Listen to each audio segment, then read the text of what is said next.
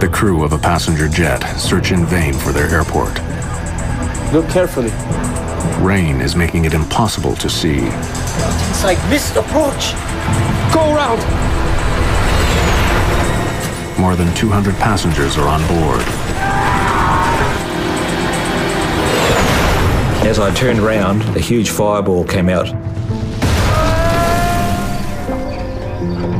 Investigators search for clues.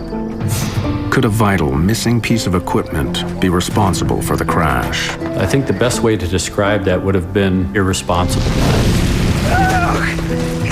I know a lot of people could have walked off that plane that night. Nothing will change my views on that.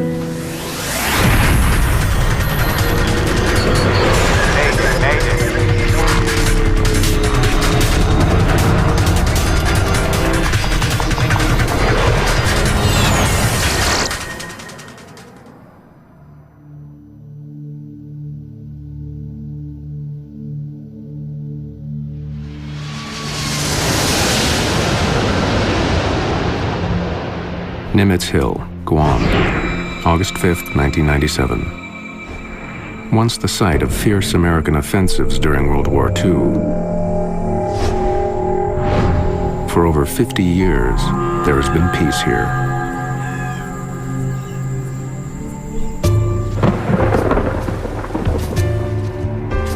Every night, dozens of commercial pilots fly over this rocky outcrop and land at Guam's Agana International Airport.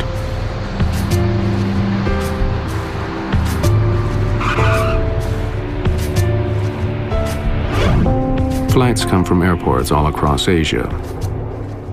Late in the evening, Korean Airlines Flight 801 is on its way to Guam from Seoul, South Korea.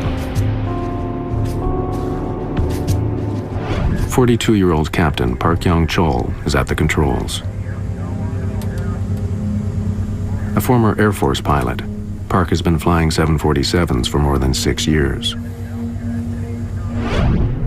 Just 4 months ago, he received a Flight Safety Award from the President of Korean Air for successfully handling a 747 engine failure at low altitude. In the cabin, Korean, Japanese, and Western tourists are heading for Guam's pristine beaches.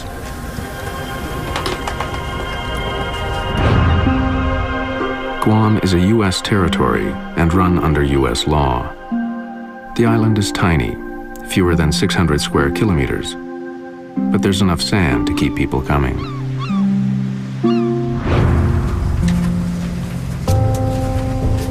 24-year-old Sean Burke and his girlfriend Wendy Bunton are planning to make the most of Guam's beaches.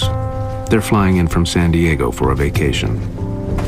Sean and Wendy were going to Guam to do some scuba diving, reef diving, and at the same time, they were going to visit her brother, who was in the Navy over there. He was a Navy doctor. Flight 801 is taking Barry Small back to work. He's returning to Guam from New Zealand for another 6-month contract as a helicopter pilot, but he does it with a heavy heart. The night before I left, my father had a heart attack, and I had to CPR him till the ambulance arrived, and decided to cancel the contract so I could help him. But he was insistent that you must carry on with your job.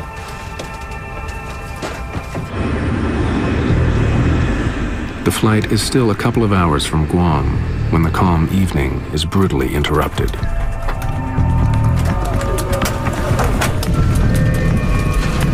Watch the speed. It could be severe turbulence.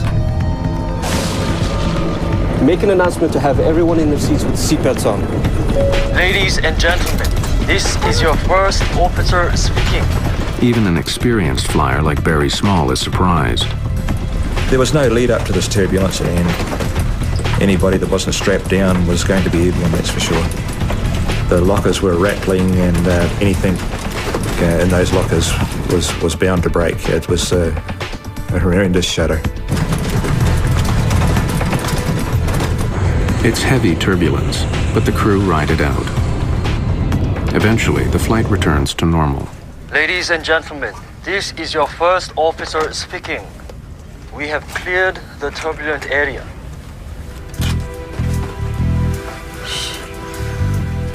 It's left some of the passengers shaken. It's okay, Rika. We'll be there soon. Ma'am, if you don't mind, I'm gonna move this duty-free up here for you.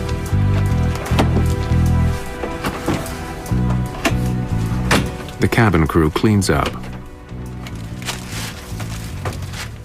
and the passengers settle in for the rest of the trip.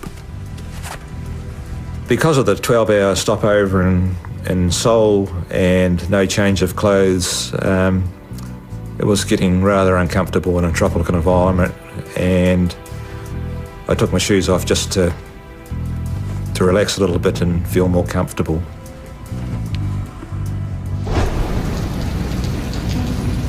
Rain has been hitting Guam on and off all day. In fact, August is the heart of the island's rainy season.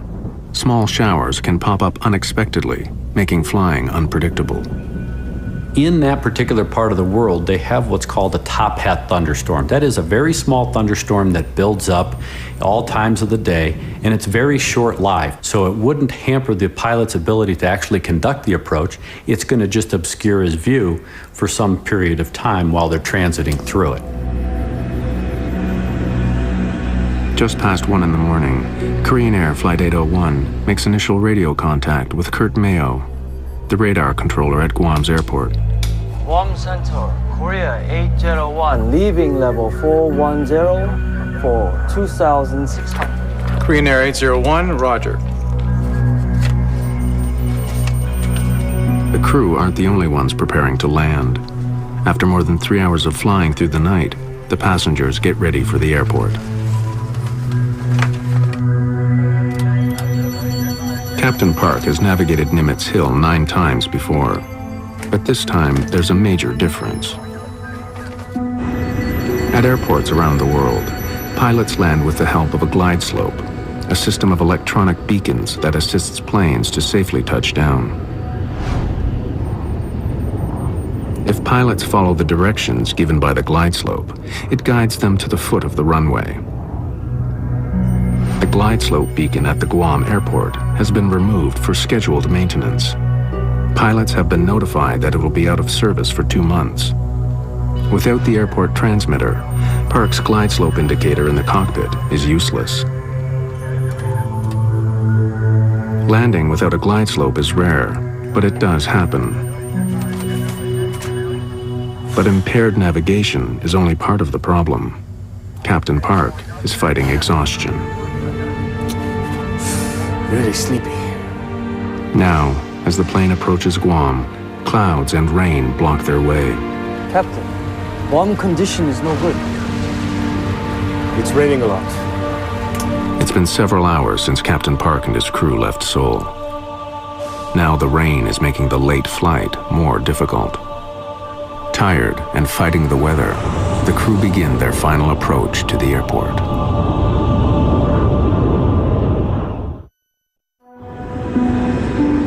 August 6th, 1997. It's close to 1:30 in the morning. On Korean Airlines Flight 801, a tired captain is preparing to land at Aganya Airport on the island of Guam. In the cabin, 273 passengers are getting ready to begin their holidays, or get back to work. The flight, other than the turbulence, was totally normal. We had our meals, and it was just a totally normal flight in every way. As the plane approaches Guam, an erratic storm pushes rain and clouds between the plane and the airport. It's hard to see. The captain wants to make a small change in course to avoid the worst of the weather. Request 20-mile deviation to the left as we are descending.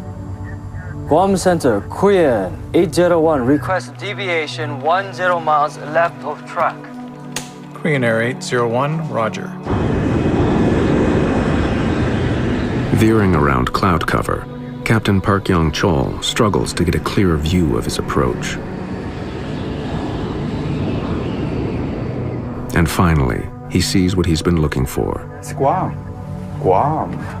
Good. Korean Air 801, cleared for ILS runway 6, left approach. Glide slope unusable. Air traffic controller Kurt Mayo reminds the crew that the airport's glide slope equipment is out of service.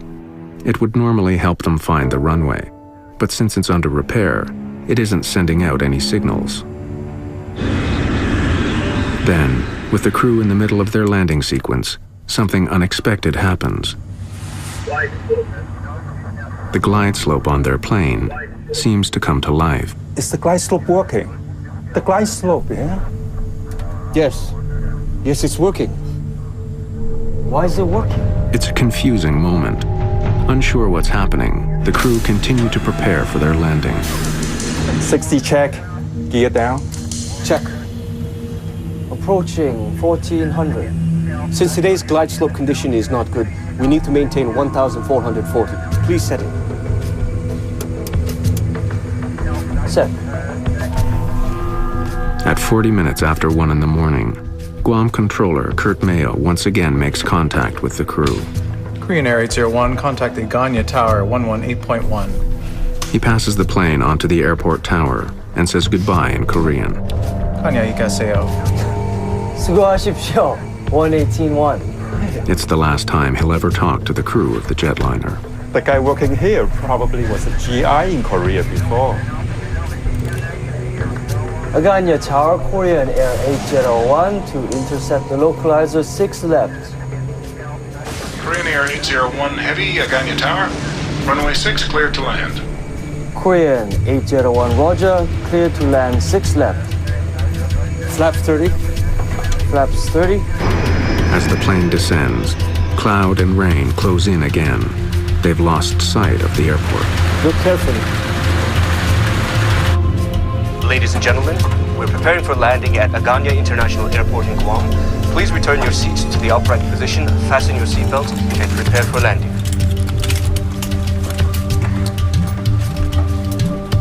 Set 560 feet. As the plane flies closer to the ground, the crew expects they'll see the airport any second. But the rain makes it hard to see anything.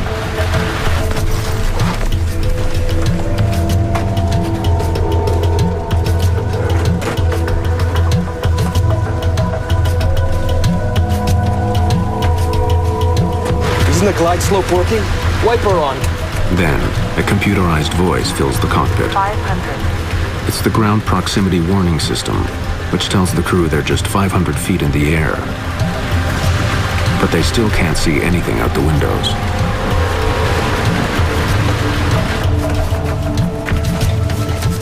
I've done this flight many times before, and when I estimated we're about 30 seconds from landing, I bent down to put my shoes on. 200. The plane is now just 200 feet above the ground, but still the crew can't see the runway. They're quickly running out of time. Let's make a missed approach. Not inside. It's like missed approach. Go around. Go around. Perhaps.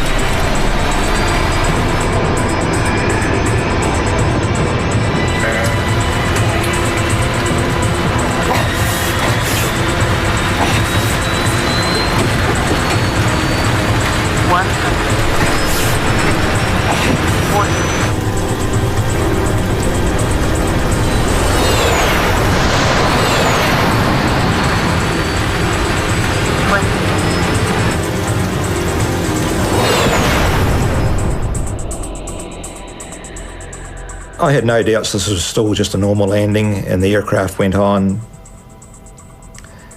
and was decelerating quicker than normal, but nothing to really alarm me.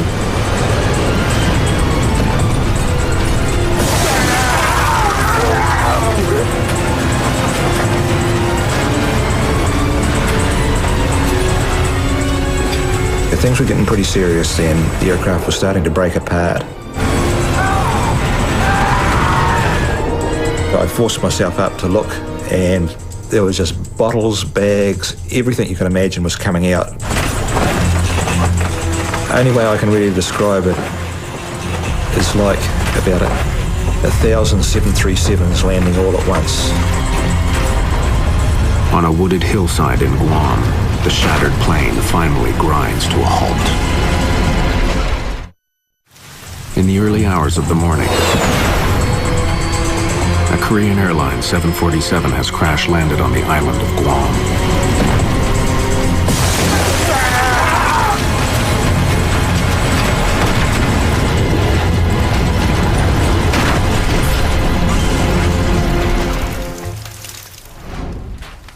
For those lucky enough to survive the crash, their ordeal has just begun.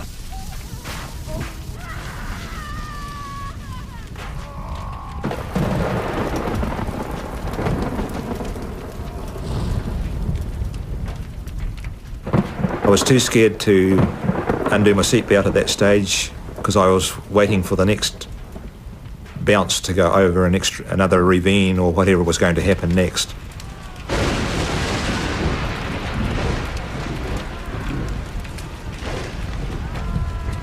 Miraculously, 11-year-old Rika Matsuda has survived and is virtually unhurt. But her mother is trapped and injured.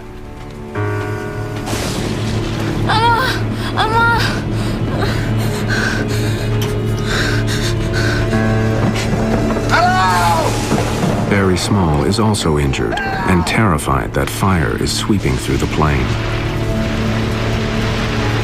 But the fire was so intense, there was no problems to see where I was going.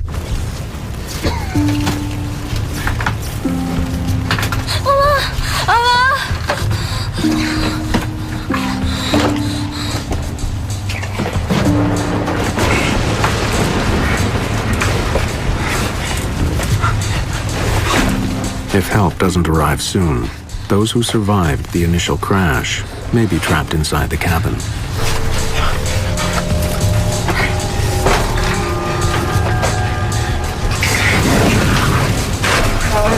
Korean Air 801 Heavy Tower, how do you hear? Everyone in the cockpit has been killed in the crash. But airport authorities still have no idea what's happened aboard Flight 801. How do you hear? Hurt by the crash and desperate to escape the ruined plane, Barry Small stumbles towards an opening in the cabin. I come across an obstacle that I had to cross because it was the only part that wasn't burning. Here, go! Get over it! Rika.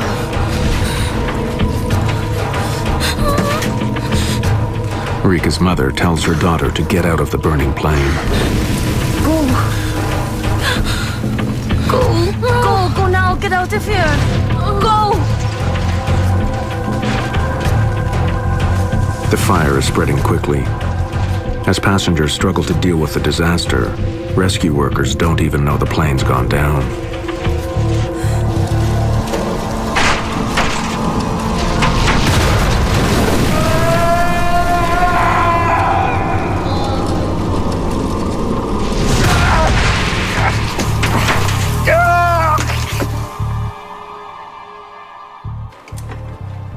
Minutes earlier, Kurt Mayo had passed the passenger jet onto the local tower controller. Now he learns that it hasn't landed yet. Approach Aganya. Did Korean Air come back to you? No. I cleared him to land, and I don't know where he's at. He didn't land? Negative. Oh my God.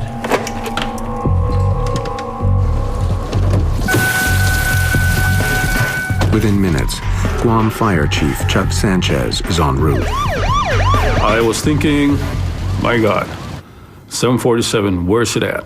Is it on island? Is it on sea? What is the plan here?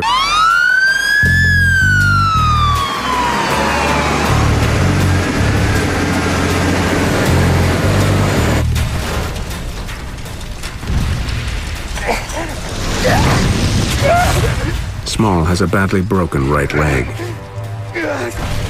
He crawls away from the wreckage. Many more people remain trapped inside.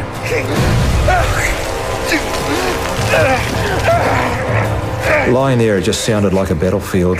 It was just like a movie. Things were exploding short of me, going over the top of me. Things were landing beside us on fire. It's just indescribable. There was only one way for emergency crews to get down to the wreck site, along a single access road that runs beside Nimitz Hill. As they race to the accident scene, rescue workers discover a major obstacle. A pipeline has been ripped out of the ground by the crash and thrown across the road. There's no way around it. Having heard about the crash, the island's governor, Carl Gutierrez, has joined the rescue team. Engine Company 7, get this thing out of the way. You guys, get the medikits and come with me.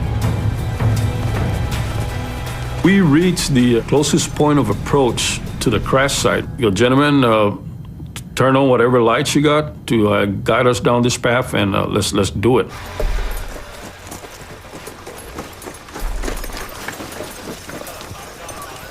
We started running and just listening to the screams so we can guide ourselves because there was just nothing but overgrowth on the side of the road.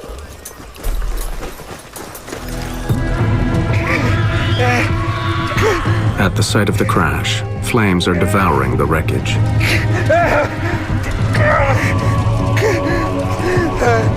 Hampered by his broken leg, Small can only look on as people cry out for help.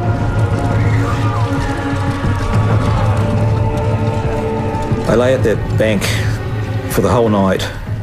During that time, hearing people call out in a foreign language, which initially sounded like good, healthy calls for help, then turned into screams as the fire got more intense.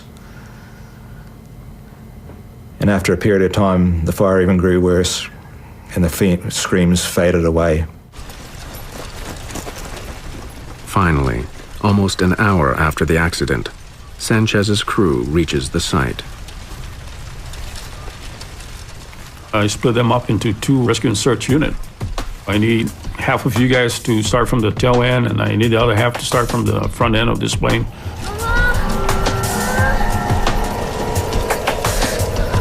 Guam's governor, Carl Gutierrez, sees Rika Matsuda all alone and crying out for her mother.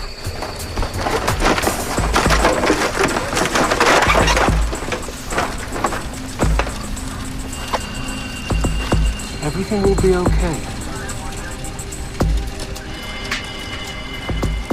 I did not dare let her go. There was a bond between me and that little girl. Fire Chief Chuck Sanchez finds Barry Small in the sword grass. He gave me his fire jacket and put under my head to comfort me. Here, go. All right, let's go. We were cutting trees to use for splint. We were taking off our protective gears to cover the survivors.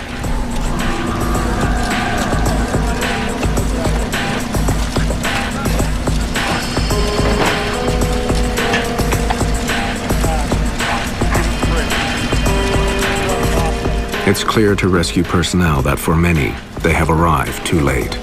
But Sanchez isn't giving up.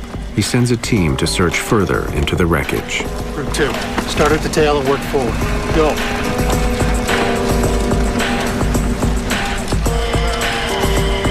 What I heard was this large explosion, man, right where they were at.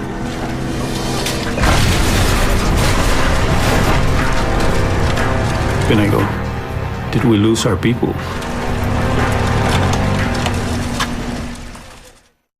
A Boeing 747 has crashed on a rugged hillside in Guam, just a few kilometers short of the airport.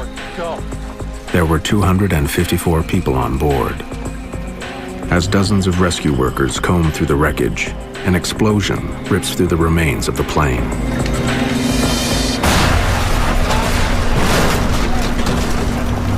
No radio transmission at all. We lost all transmission, and then finally somebody came out. Sir, we're okay. We survived the explosion. Everybody's accounted for.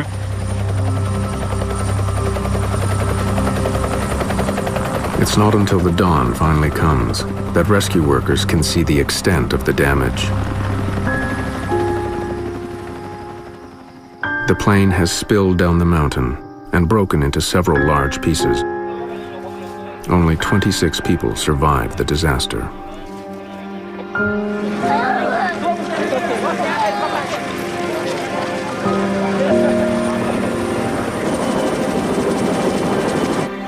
Friends and family are desperate for any news.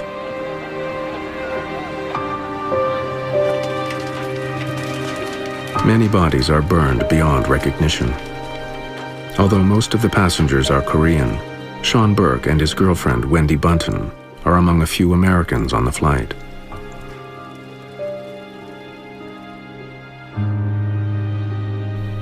Halfway around the world, a telephone call notifies his parents. When she hears about the crash, Sean Burke's stepmother doesn't know if Sean is alive or dead. He could have been burned in the crash. He could be unconscious in a local hospital there, and we just wanted to go over and bring him back. So, I mean, because that kept going through our mind that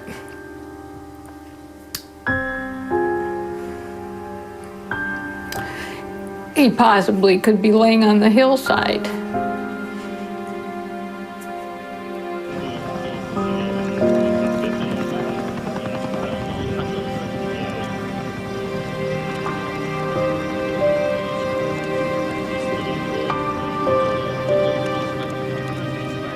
Since Guam is an American territory, the responsibility for investigating the crash falls to the National Transportation Safety Board.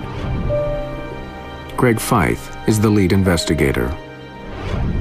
When he arrives on the site, he has to contend with more than just the carnage of the plane crash.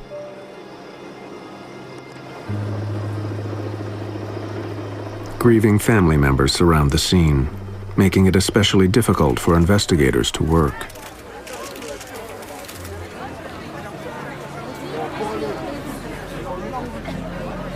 As an accident investigator, you have to keep your emotions in check. It's like being a doctor in an ER room.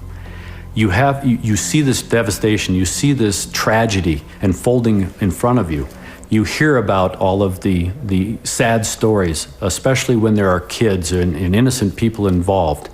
And as an accident investigator, you have to keep those emotions in check because you have to remain objective, you have to remain emotionless to be able to do your job effectively.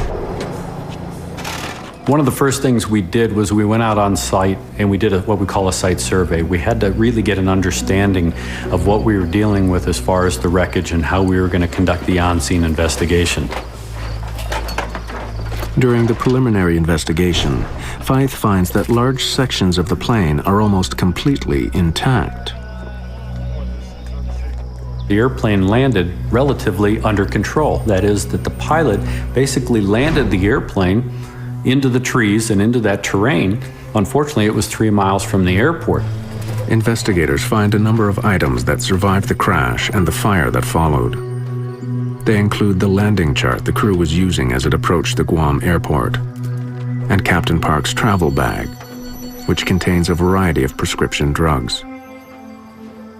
Some of the pills contain benzodiazepine, a class of drugs often used as a sedative. The pills and tissue samples from Captain Park's remains are sent for analysis. The landing chart becomes part of a growing pile of evidence.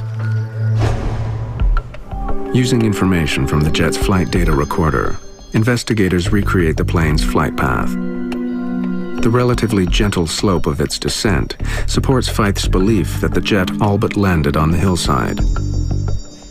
But the flight path shouldn't look like this. Korean Air 801 cleared for ILS runway 6 left approach. Glide slope unusable. Korean 801, roger, clear for ILS runway 6 left. The crew of Flight 801 knew the glide slope at the airport wasn't working. It meant that the captain had to take more manual control of his plane. It's now up to the pilot to fly an established procedure called a step down, where he starts at an altitude of, say, 2,000 feet. When he gets to a particular point located by what they call DME, or distance measuring equipment, he then starts a descent to another prescribed altitude. If the crew was following the step-down procedure, its flight path would resemble a set of stairs. But after the first step, the plane enters a long, slow descent. If you don't hit those step downs, and those altitudes are prescribed to give you terrain clearance, if you don't fly that as depicted on the approach chart, you run the risk of flying into an obstruction or high terrain. The plane's cockpit voice recorder has also been recovered from the debris. Fyfe and his team begin to analyze it, hoping to better understand what happened in the cockpit. Set 560 feet. On 2 separate occasions, Captain Park gave orders to descend long before he was supposed to. But there are other clues on the tape as well. The cockpit voice recorder provided us, the investigators, quite a bit of information. But one of the key elements that we found was that the flight crew appeared to be tired. Really sleepy. This was a chartered flight, so it would have put them on what we call backside of the clock flying. That is, they wouldn't be normally flying during the day, they are now flying at night. And typically your body says you should be asleep when it's dark outside. The sedatives could have made a difficult situation even worse. But when the lab results come back, they remove that possibility. While he had the pills with him, there are no traces of them in Captain Park's system. For Fyfe, the question remains, why had Captain Park seemingly abandoned normal procedures when he landed? He's about to discover a critical piece of the puzzle. Is the glide slope working? The glide slope, yeah? In the summer of 1997, a Korean Airlines passenger jet crashed on its way to Guam's international airport. Only 26 people survived. Investigators are struck by the wreckage they find. It's almost as if the plane landed, but on the side of a hill, far short of the airport. When lead investigator Greg Fyfe returns to the cockpit voice recorder, he focuses on the captain's discussion of the glide slope. Is the glide slope working? The glide slope, Yes. Yes, it's working. Why is it working? He started to see the glide slope needle move a little bit and started to question the other crew members as to whether or not the glide slope was actually working or not. Tired from the long flight and the late hour, perhaps Captain Park became confused and distracted by the unexpected readings on his glide slope. It became very apparent listening to the cockpit voice recorder that in fact he got fixated. But Fyfe still doesn't understand why Park's glide slope appeared to be working. Was there a problem on this plane? Or is the equipment susceptible to problems that could affect other jets as well? To find out, he brings in navigation expert Nelson Sponheimer. I spent some time looking at the transcript, trying to determine what the navigation issues were, why a good airplane was in the wrong place, and to investigate the apparent confusion on the part of the crew who thought that the glide slope was working at least part of the time. Sponheimer sends a team of investigators to Guam. They fly over the island, trying to determine whether radio signals from a nearby military base could have acted on the plane, making it seem like the glide slope was working. Glide slope receivers can respond to non-glide slope signals, particularly when the intended glide slope signal is absent. If there are spurious signals on the channel and they contain the right information, they can cause intermittent movements of the glide slope needle. Set 560 feet. But the signals would not be sustained. Like a light switch turning quickly on and off, the glide slope indicator would give periodic indications that it was working, but not for long. My conclusion was that spurious signals, whether they be from other transmitters or failed ground equipment such as personal walkie-talkies, could not cause a sustained warning flag movement. If the glide slope was not fully operating, why did Park believe it was? And even if he did believe it was working, Why did he crash into Nimitz Hill? Isn't the glide slope working? Wiper on. As investigators continue to try to piece together the causes of the crash, Barry Small is trying to understand why he and 25 others survived. I went to touch my shoes, we hit the ground, and I was accidentally in the perfect crash position by some sort of miracle. An airline engineering apprentice and helicopter pilot, Small understands airplanes. I do firmly believe there are some changes that could be made to aircraft. Small believes that the way crossbars are built into aircraft seats caused one of his legs to break. But luck saved his other leg. My right leg went forward and crashed into the bar in front of the seat and broke. My left leg was saved by my carry bag striking my leg going forward and hit that bar. Still able to walk on his one good leg, Small escaped while others remained trapped inside.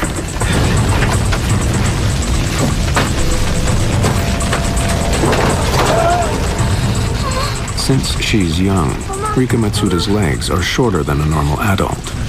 They weren't pressed against the crossbar on impact.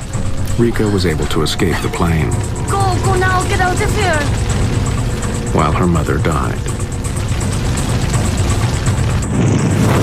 Small is also convinced that the flames that first spread through the cabin of Flight 801 were preventable. They estimate that those top lockers had over 462 litres of burnable alcohol on board. Had the plane been full, there could be at least twice that amount. During the crash, Small believes that the duty-free alcohol mixed with oxygen in the plane's ceiling. The combination ignited with deadly results. It's a fire he thinks could have been prevented.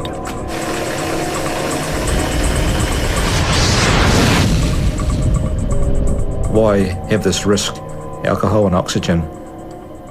I thought, for aircraft's about safety, and this is just a blatant breaking of the rules of safety as far as I'm concerned. As he continues to recover from the accident, Small is determined to prevent what happened to him from happening to others. He decides to push for changes on how seats are made and how duty-free alcohol is stored. For NTSB investigator Greg Feith, the biggest question still remains. How did an experienced pilot, one recently honored by his company for his safety record, crash his plane 5 kilometers short of the airport? As the investigation continues, he discovers that the landing chart the crew was using was more than 6 months out of date. When he reviews the training practices for Korean Airlines, Feith uncovers more gaps in the information that the crew received. We found that the Korean Airlines flight crew had all of their training based on airports with approaches where the DME was always co-located at the airport. DME is distance measuring equipment, electronic beacons that tell pilots where they are in relation to the airport.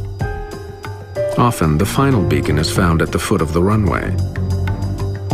That was not the case in Guam. The airport was, in fact, 5 kilometers further on. Let's make a missed approach. Not inside. Not inside. Missed approach. Go around. Go around. Flaps.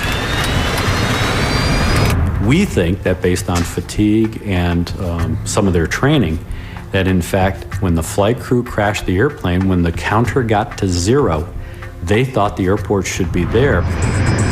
A fully loaded 747 weighs more than 200,000 kilograms. Like an enormous ocean liner, it can't change course quickly. 150. Blinded by rain and relying on their equipment, the crew of Korean Air Flight 801 thought they were heading straight at the runway.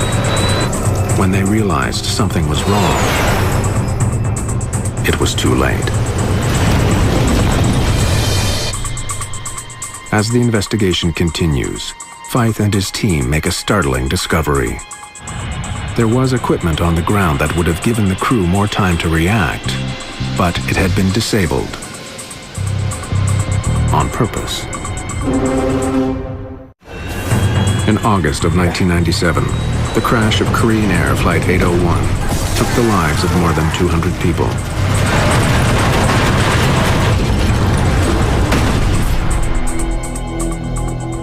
The final accident investigation report is published more than 2 years after the crash. It lays blame on the Korean Airlines training methods and the crew's over-reliance on the jet's automation. But it also has sharp words reserved for the FAA, the body that regulates air travel in the United States. Because of an FAA decision, a critical piece of technology that could have saved Flight 801 was intentionally disabled. The Minimum Safe Altitude Warning System, or MSAW, is a standard piece of equipment at most airports.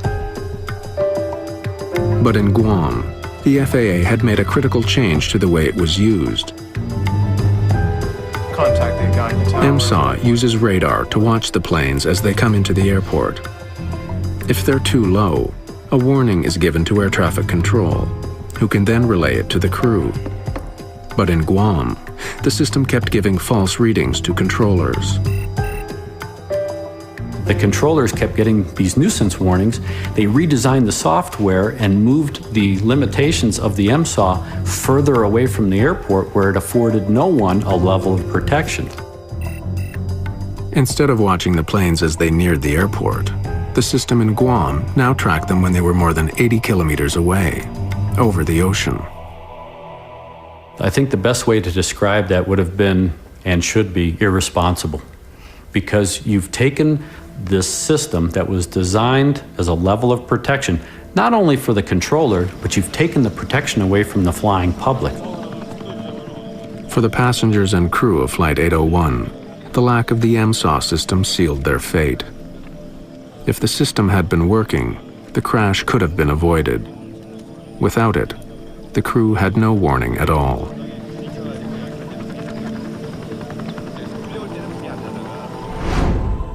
For Barry Small, the years since the crash of Flight 801 have been emotional and frustrating. The Civil Aviation Authority in his homeland of New Zealand has acknowledged the potential danger posed by duty-free liquor on board, but so far, no policies have been changed. His desire to modify airplane seat design has also been ignored. I have taken several steps to put this idea forward. And in a lot of cases, it's initially met with enthusiasm, but it eventually ends up in the too hard basket. And when I try to approach seat design people, no one wants to hear about it.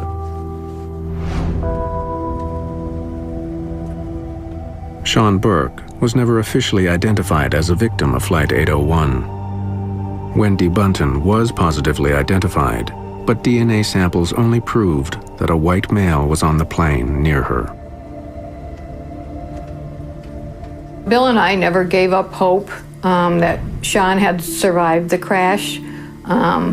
Even after we came home for, I would say, a year or two, every time the phone rang, every time somebody knocked on the door, we expected a phone message saying, "Hi, Dad, this is your son, Sean."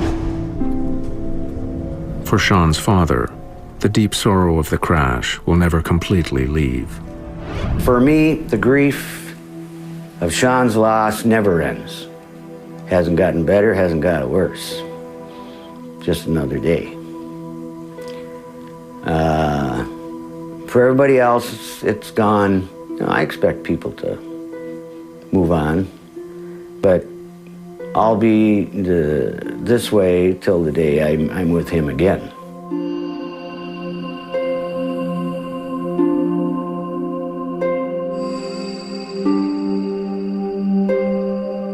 For Barry Small, there is anger too, but also incredible gratitude for surviving. So many people have told me that I survived for a reason, I've been searching for that reason for 9 years now. And I truly believe if someone would listen to my story about the oxygen and alcohol and the improvement of the seats, that I could justify in my own mind that I don't have to feel guilty about surviving.